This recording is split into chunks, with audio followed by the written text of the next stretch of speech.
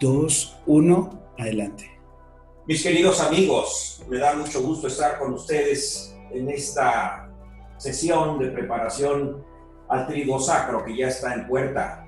Hoy, Viernes Santo del año 2020, estamos comenzando una Semana Santa como nunca ha habido otra en la historia, en donde el contexto es una pandemia mundial, en donde hay muchos enfermos, hay personas que están cercanas a la muerte, hay personas que la han experimentado recientemente.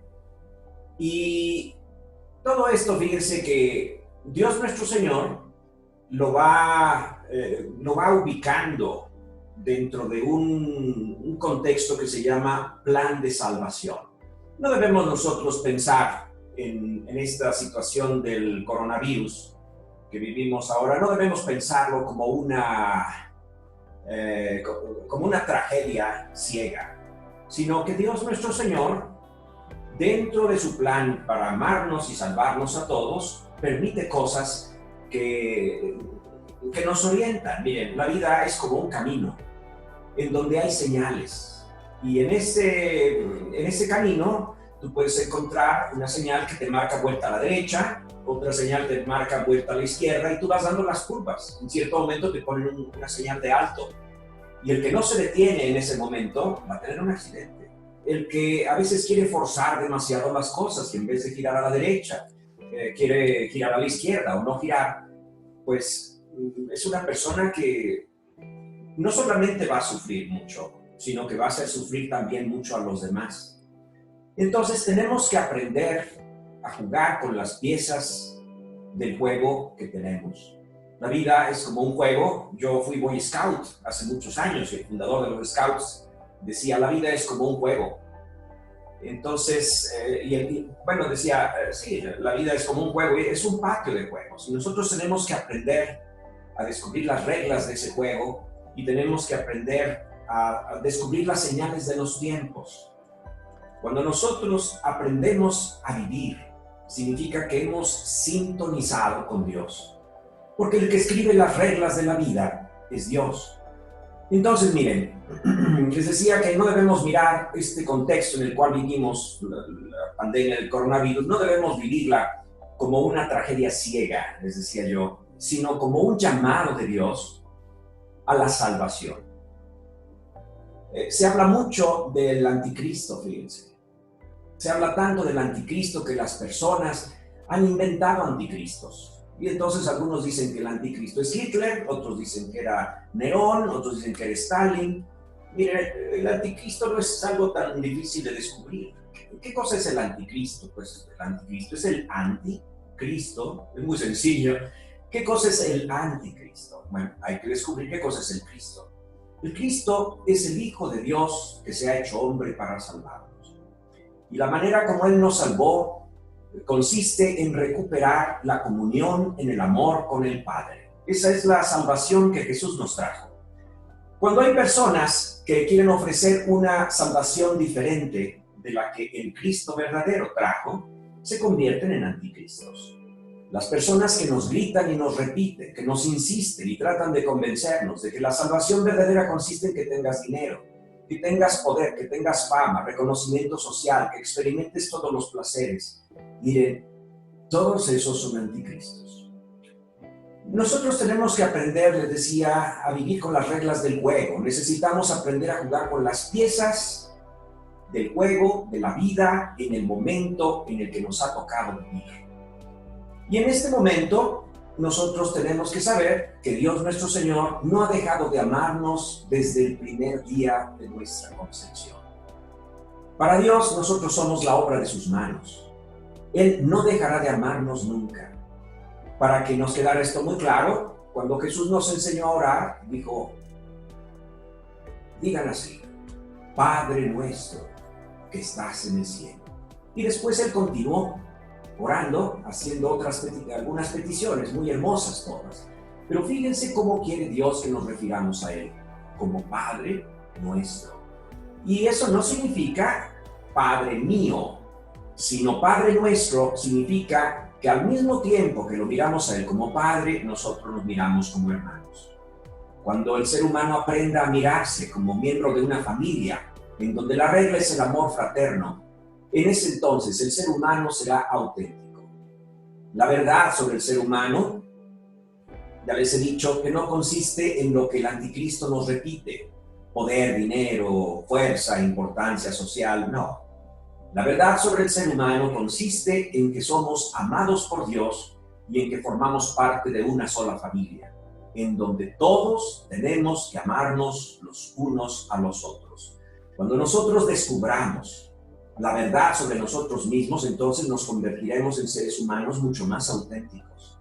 Y entonces es cuando seremos felices. Entonces la salvación que Jesucristo trajo llega a darse. Miren, Dios nos creó en su amor, Dios nos creó en su gracia. Quiere decir que Él nos dio el don de poder amarlo.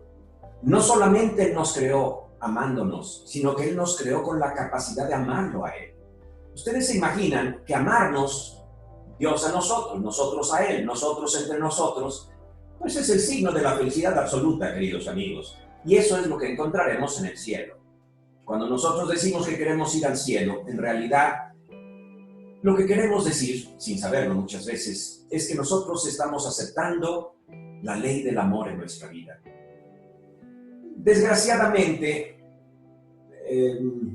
nosotros, el ser humano, cayó en el pecado. Todos hemos pecado, queridos amigos, todos. A veces le echamos la culpa a Adán y Eva. Miren, todos somos Adanes y Evas. Todos hemos fallado. Sin embargo, Dios nuestro Señor no ha dejado de amarnos ni siquiera en el momento en el que hayamos cometido el peor de los pecados de nuestra vida. Por eso, cuando Él nos vio caer, Él inmediatamente ideó un plan de salvación. El rescate lo ha ejecutado Jesús. ¿En qué consiste este plan de salvación? El plan de salvación que Jesús nos da, fíjense que no consiste en darnos dinero, ni poder, ni reconocimiento social, ni todo aquello que nos gritan los anticristos. El plan de salvación que Dios nos ofrece consiste en la reconciliación con Él mismo. ¿Cómo vamos a reconciliarnos con Dios? Miren, solamente en la comunión con el Padre, el ser humano vuelve a ser el mismo. ¿Cómo se consigue esta comunión con el Padre? Pues miren, comunión significa común unión, significa volvernos uno. Entonces, ¿esto cómo puede llevarse a cabo? Primero, que el Padre se vuelva pecador, que Dios se vuelva como uno de nosotros y se convierta en pecado, y entonces estamos en una misma. Somos uno con el Padre pecador. Miren, amigos, esto no se va a dar, esto no va a suceder.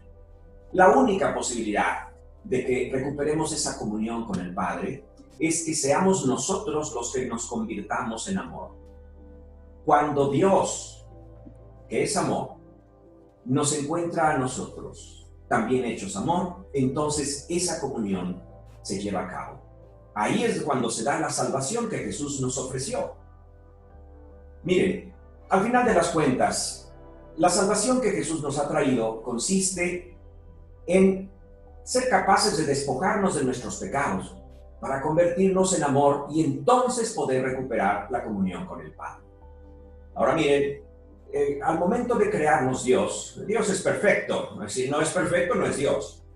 Al momento de habernos creado Dios, tuvo que darnos la capacidad de pecar. ¿Fíjense? Dios no nos creó pecadores, pero para podernos dar la capacidad de amar, también tuvo que darnos la capacidad de amar menos. Y eso es lo que llamamos pecado. El ser humano, hecho a la imagen de Dios, está hecho para el amor. El ser humano fue hecho a la imagen de Dios. Pero el amor significa que tú eres libre. Un amor forzado no es amor verdadero. Así que el ser humano está llamado a amar, o a amar más, o a amar menos. El ser humano está llamado a vivir en comunión con Dios. Pero cuando el ser humano decide amar cosas inferiores, entonces reduce su capacidad de amar. Y ahí es cuando se da el pecado. Fíjense que nadie ama las cosas malas. Nadie ama el mal. Todo mundo quiere el bien. Hasta el asaltante que roba un banco, no roba el banco para que lo metan a la cárcel y lo pongan ahí 20 años. Roba el banco pensando que va a sacar un beneficio, va a sacar un fruto y entonces va a disfrutar del botín. Pero cuando el asaltante es detenido y castigado, y a lo mejor hasta le dispara un guardia y lo hiere, o a lo mejor lo matan. No era eso lo que el asaltante buscaba al momento de idear su plan de asaltar el banco. Entonces, fíjense, nadie escoge el mal. Todo mundo escoge el bien. Lo que pasa es que a veces hay bienes aparentes. En realidad no eran tan bienes. En realidad es lo que nosotros llamamos males. Por nuestra limitación humana, a veces no escogemos correctamente y escogemos bienes aparentes que en realidad son bienes menores. En realidad son males. Eso es lo que llamamos el pecado. Entonces, fíjense, la manera como Jesús vino a reconciliarnos con el Padre es la siguiente. Él vino y nos enseñó en qué consistía el amor verdadero. Hoy día, yo creo que en el mundo no puede haber ni siquiera una persona que diga que está en contra del amor. Si alguna persona llegara y dijera, yo creo que el amor es reprobable, yo creo que sería reprobado unánimemente por todos los seres humanos del mundo. El amor es algo que todo el mundo aprueba. El amor es algo que todo el mundo sabe que está bien. Pero la pregunta es esta. ¿En qué consiste el amor verdadero? Jesucristo, el Hijo de Dios, se ha encarnado para mostrarnos en qué consiste el amor verdadero, especialmente para cada uno de nosotros, quiero decir, para el ser humano. Miren, el amor verdadero consiste en hacer el bien.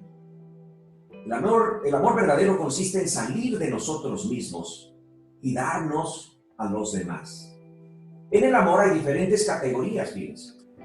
Hay diferentes modos del amor. El modo del amor más excelso, el modo sublime del amor, ¿saben cuál es? Es la caridad. La caridad porque en ella tú amas, pero en primer lugar amas a Dios.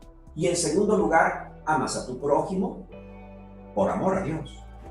La persona que es capaz de amar por amor a Dios es una persona que jamás va a decepcionarse. Aunque le lastime la persona amada, aunque le traicione, aunque le rechace la persona a quien ha amado tanto, si en realidad amaba por amor a Dios, seguirá amando. Fíjense que esta es la diferencia entre la filantropía y la caridad. La filantropía consiste en el amor a los semejantes, por amor a los semejantes. La caridad, yo les decía que consiste en el amor a los semejantes, pero por amor a Dios. Cuando nosotros amamos a los semejantes por amor a Dios, ni aunque el semejante que fue amado por tanto tiempo nos rechace, nos desprecie, nos ofenda o nos decepcione, ni aún así dejaremos de amar. Porque en realidad nosotros amábamos por amor a Dios, que jamás nos decepcionará ni nos traicionará. Ustedes se dan cuenta que el que ama con amor de caridad nunca dejará de amar. Por eso es que Jesús nos enseña este modo de amar. Ahora miren, para reconciliarnos con Dios, la manera como Jesús nos enseñó a vivir consiste en el arrepentimiento del mal y corregir. En diferentes ocasiones Jesucristo nos invitó al arrepentimiento y en algunas ocasiones Jesucristo, inclusive una de ellas fue poco antes ya de subir al cielo en la ascensión, Él llamó a sus apóstoles y les dijo así,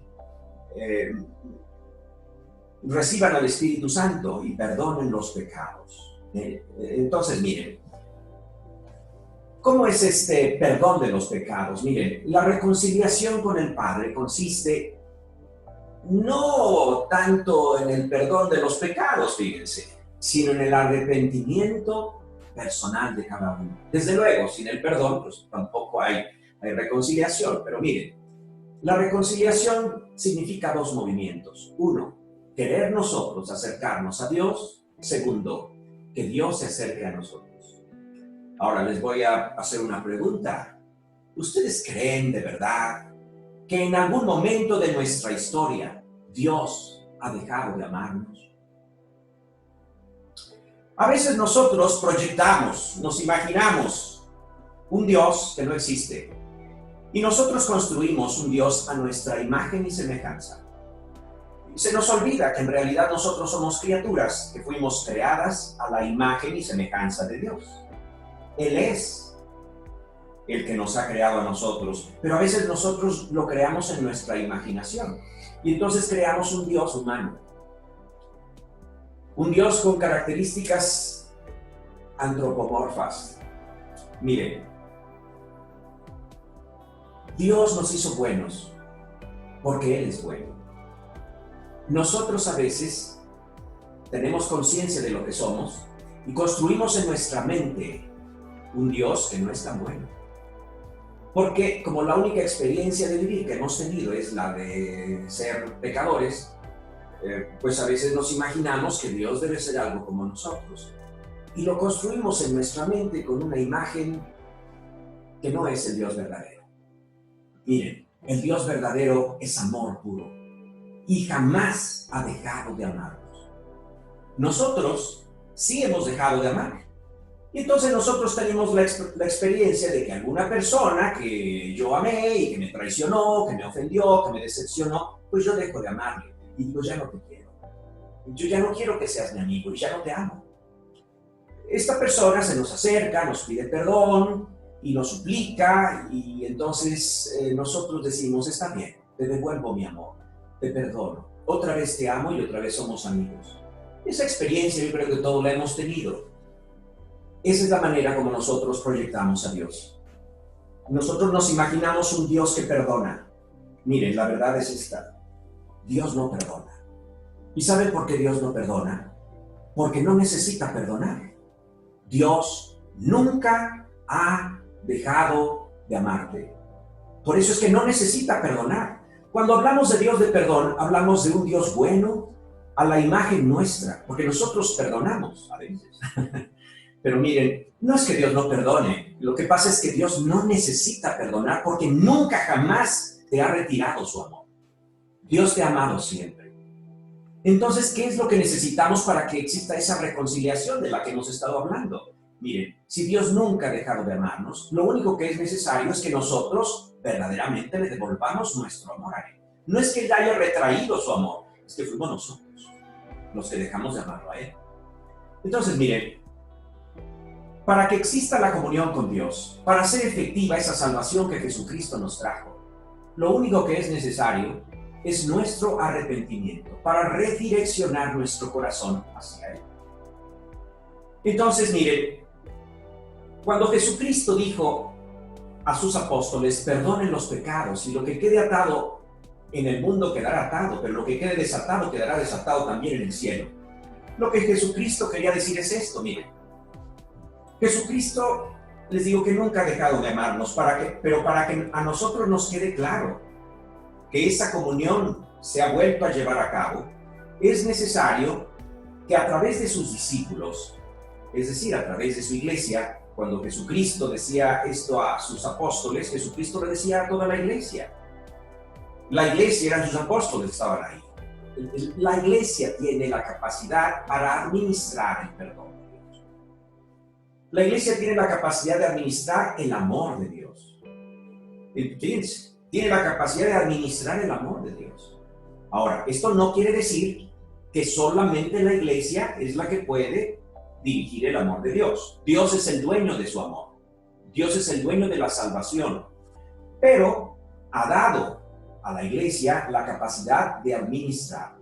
Insisto, Dios, aunque haya dado a sus administradores la capacidad de administrar su perdón y su amor, de todas formas, Dios tiene otros caminos de administrarlo. La iglesia, que es madre, a través de los años, ha establecido que la manera ordinaria como se administre este sacramento del perdón de los pecados y de la reconciliación con Dios sea en la confesión, fíjense. La confesión, así como nosotros la conocemos, no existe desde el inicio de la iglesia. En los primeros siglos, el sacramento de la penitencia y la reconciliación con Dios se administraba de una manera diferente. Pero insisto, la iglesia, que es madre, ha ido buscando la mejor manera para que los cristianos podamos reconciliarnos con el Padre. insisto, la iglesia que es madre ha ido buscando y ha ido descubriendo y encontró que la mejor manera de administrar la reconciliación con Dios sea a través de la confesión personal. Y hay muchas razones para ello, fíjese. Una confesión pública en donde yo tuviera que subirme a una torre para gritar mis pecados y para que me los perdonara. Imagínate, muchísima gente no tendría el valor de ir a descubrir su pecado y su arrepentimiento. Por eso es que la iglesia pide que en lo secreto, de manera personal con el ministro, nos podamos reconciliar. Ahora fíjense, algunos dicen, pero yo ¿por qué tengo que reconciliarme a través de una persona que es tal vez más pecadora que yo, o igual de pecadora, o tal vez menos pecador, pero es un ser humano igual que yo? Miren, es verdad eso. No tienes por qué irte a confesar con una persona que es igual de pecador, o a lo mejor peor, o a lo mejor mejor. La confesión hay que hacerla con Dios directamente. Ahora miren, ¿qué significa hacer la confesión con Dios directamente? Eso significa que el que te perdona es Dios. El sacerdote es solamente el administrador, ya lo dije. La iglesia administra. Pero tú cuando vas a la confesión personal, en realidad tú estás pidiendo el perdón a Dios. No se lo estás pidiendo al sacerdote. Yo me arrepiento de que traicioné a mi mujer. Bueno, pues ven a decir a tu mujer, a mí no me has traicionado, ¿verdad? Entonces, fíjense, no es al sacerdote a quien has ofendido. A quien has ofendido es a Dios. Por eso es que en la confesión personal, en realidad tú no le pides perdón al sacerdote.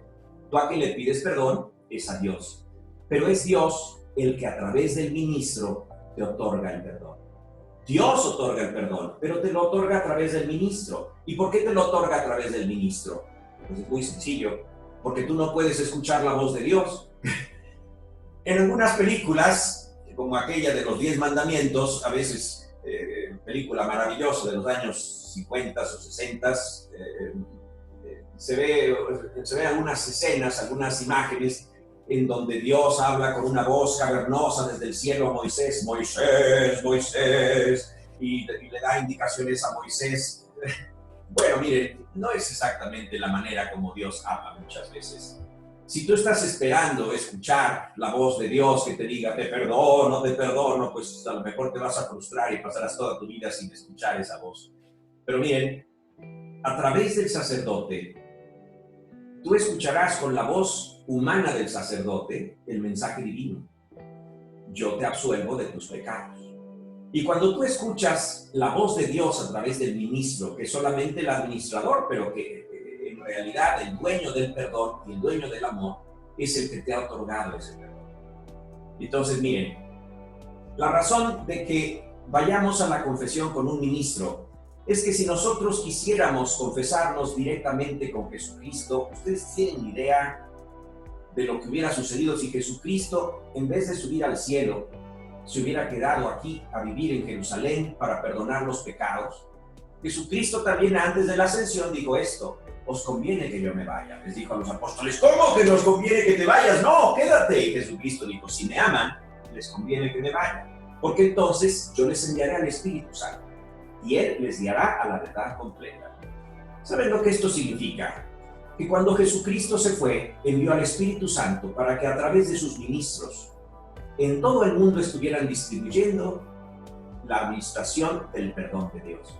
Si tú quieres confesarte, no tienes que sacar un boleto para Jerusalén. Imagínate la fila que habría al llegar a Jerusalén. Compras tu boleto, solamente los que tuvieran dinero para pagar un boleto podrían entonces recibir el perdón de Dios. Llegas a Jerusalén y luego ahí te dicen: bueno, pues toma tu ficha, porque te toca el número 5 millones, porque hay 5 millones de personas que quieren confesarse antes que tú, así que reserva un hotel por 5 años o por 4 años y ya te tocará tu momento de la confesión.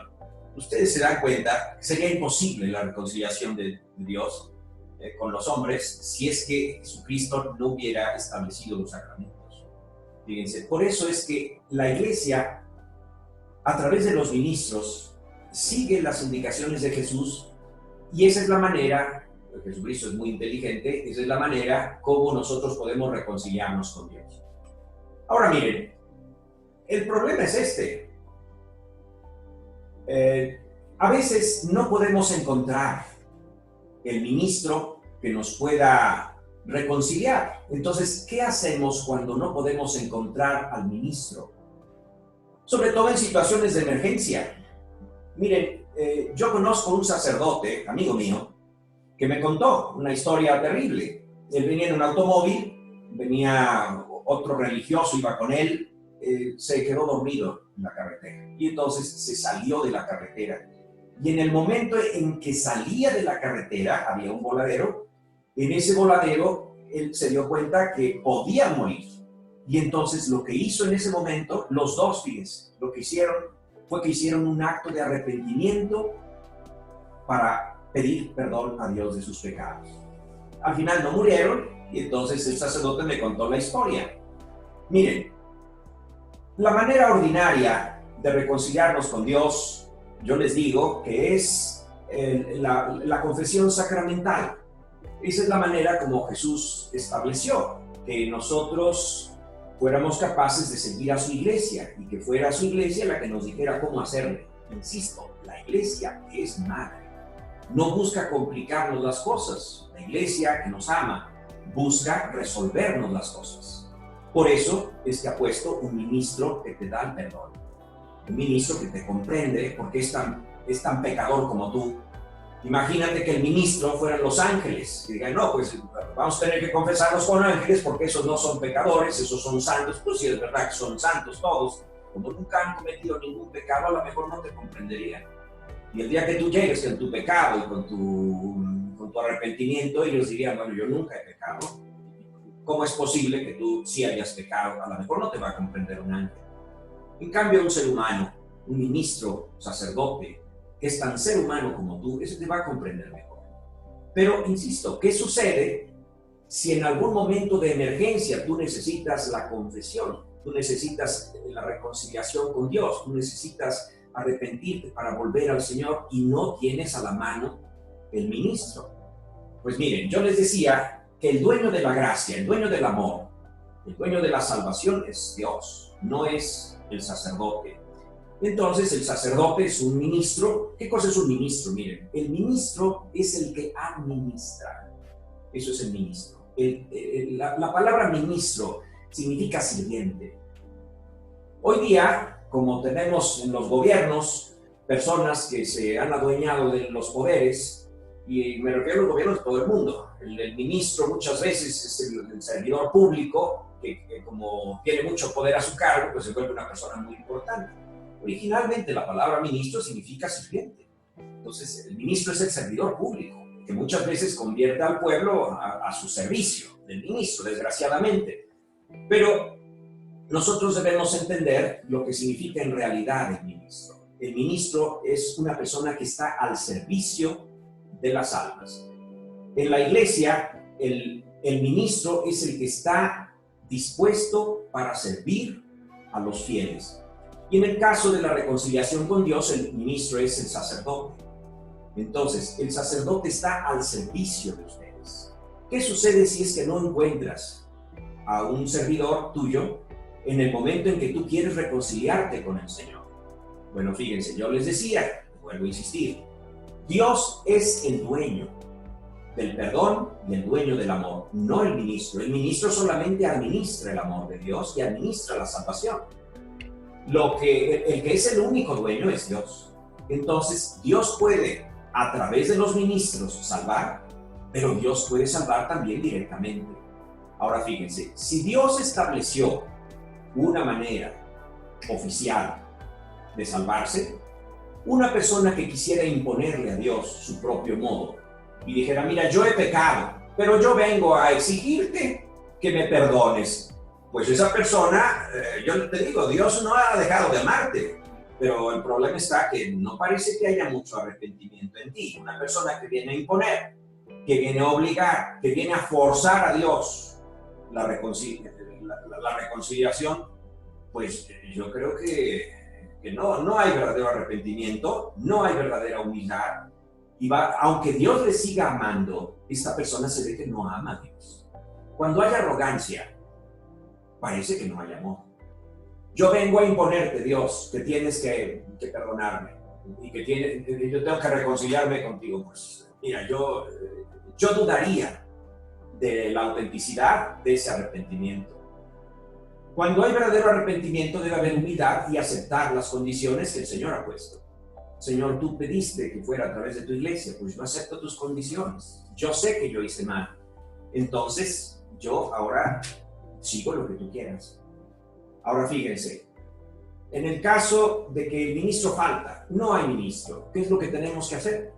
Pues fíjense que lo que tenemos que hacer es confiar en el amor de Dios. El que es bueno puede amarnos directamente. Él estableció que la reconciliación fuera a través de sus ministros, pero Él puede pasar por encima de sus ministros. Estamos viviendo en una situación de pandemia en donde es tal el grado de contagio que la misma iglesia, por el bien de todos, ha pedido que hasta los ministros nos encerremos. Entonces, en caso de un enfermo que está gravísimo y que verdaderamente necesita el sacerdote sale de donde esté y va al servicio de la iglesia. Pero todos necesitamos el perdón de Dios. ¿Qué sucede si tu situación no es, pues en tu situación no puedes encontrar a un ministro? ¿Qué es lo que tienes que hacer? Yo les digo, les insisto, en que Dios puede amar inclusive por encima de los ministros. Entonces, lo que es necesario hacer es un acto de contrición. ¿Qué cosa es el acto de contrición perfecta? Miren, tú puedes arrepentirte de tus pecados por temor al castigo. Y dices, bueno, he cometido un pecado mortal, ¿qué pasa si me muero? Ya me dijeron que estoy enfermo. Y ahora que estoy enfermo, y si me muero y no viene el sacerdote a confesarme, imagínate que todo el mundo quisiera confesarse en estos momentos. No habría sacerdotes en el mundo para confesarnos a todos. Entonces, ¿qué es lo que tienes que hacer si es que no tienes un sacerdote cercano? En el momento que te han internado en un hospital y entonces ahora tú sabes que a lo mejor mueres sin la confesión. ¿Qué es lo que tienes que hacer? ¿O qué es lo que puedes hacer? El acto de contrición perfecta, que consiste en un acto de amor. Miren, la comunión con el Padre, en la cual fuimos creados desde el inicio, desde los tiempos de Adán y Eva, el ser humano fue creado en comunión con Dios, a su imagen y semejanza. Yo les decía al inicio de este tema que la comunión fue rota por el pecado. Bueno, ¿qué es lo que necesitamos nosotros hacer para recuperar la comunión? Pues amar. El pecado es el no amor. Para reconstruir la comunión lo que necesitamos es el sí amor. Entonces, ¿en qué consiste el acto de contrición perfecta? El acto de contrición perfecta es un acto de arrepentimiento por amor a Dios. Cuando nosotros vamos a la confesión, al final de la confesión, nos pide el sacerdote, nos pide, uy.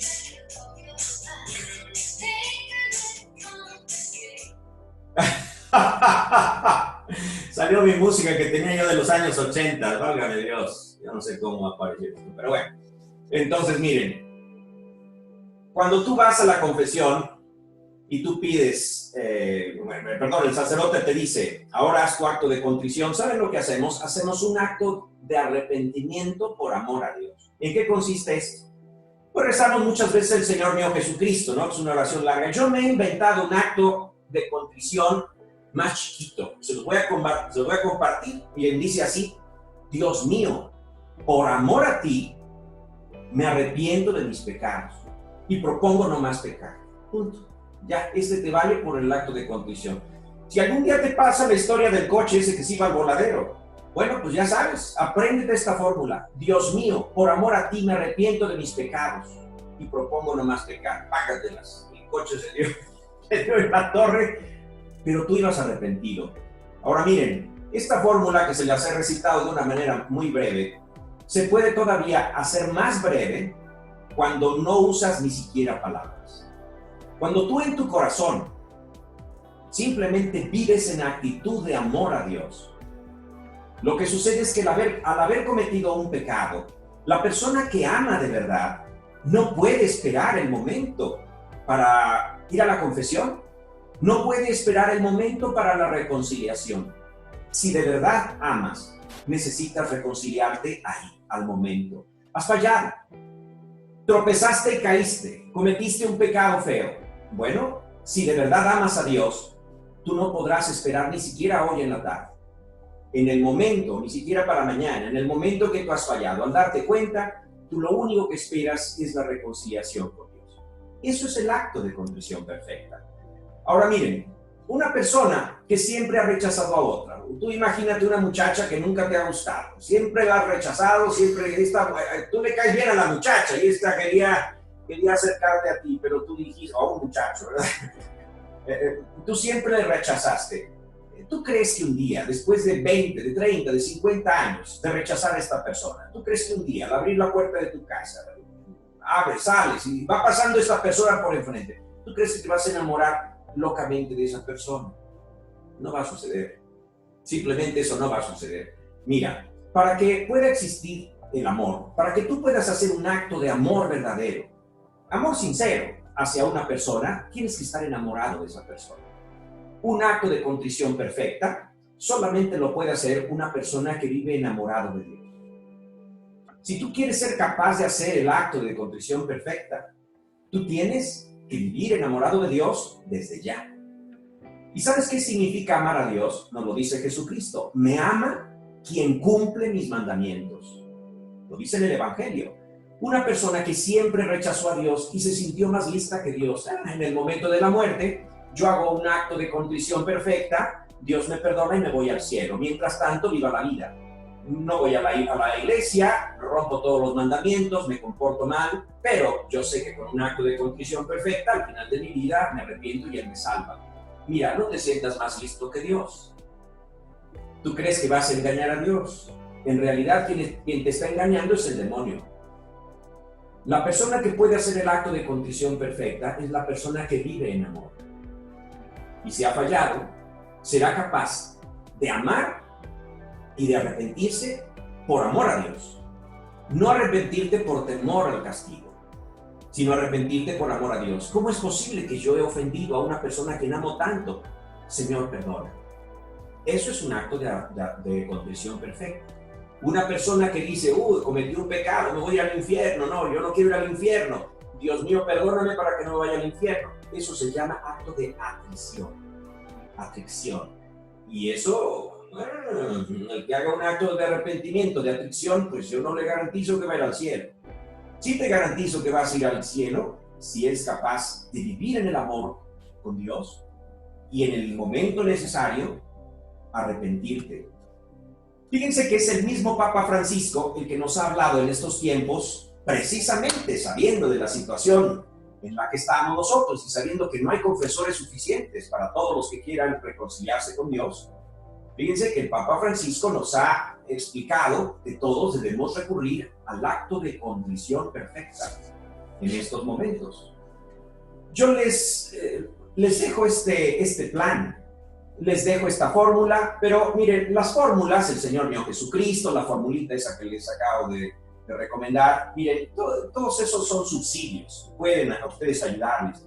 Lo importante es que tú busques verdaderamente a Dios en tu vida, que centres tu vida en Él, que gire tu vida alrededor de Él, que escuches sus señales, que vivas cerca de Él. Y entonces el acto de contrición perfecta será muy fácil que te salga en el momento necesario.